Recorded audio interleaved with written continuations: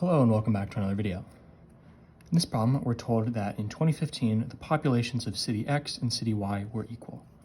So in 2015, let's call the population of both of these cities A, where A is just some number that we don't know yet. We're told from 2010 to 2015, the population of city X increased by 20%, so city X increased by 20%, and the population of city Y decreased by 10%.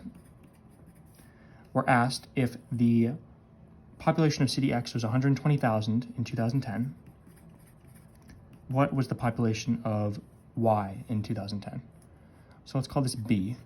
Let's solve for B.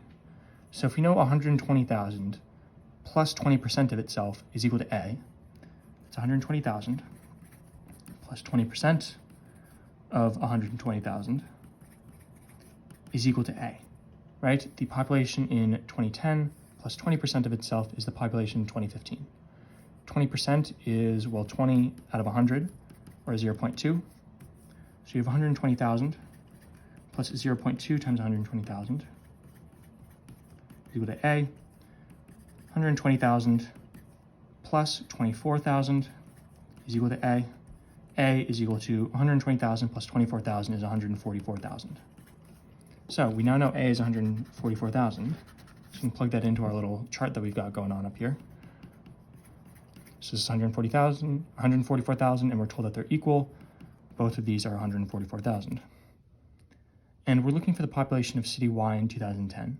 We're told that it decreased 10% towards 2015, and then that decrease resulted in 144,000.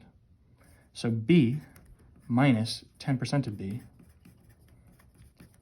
is equal to 144,000. So what is B? Well, you can think of B as 100% of B.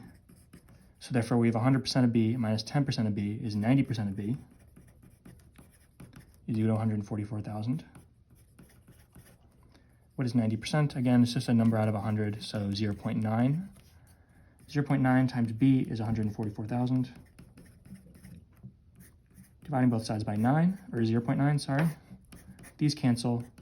We get B is equal to 144,000 divided by 0.9, which is 160,000.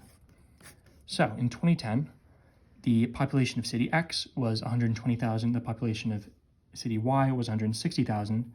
City X increased, city Y decreased to bring them both to the same value of 144,000.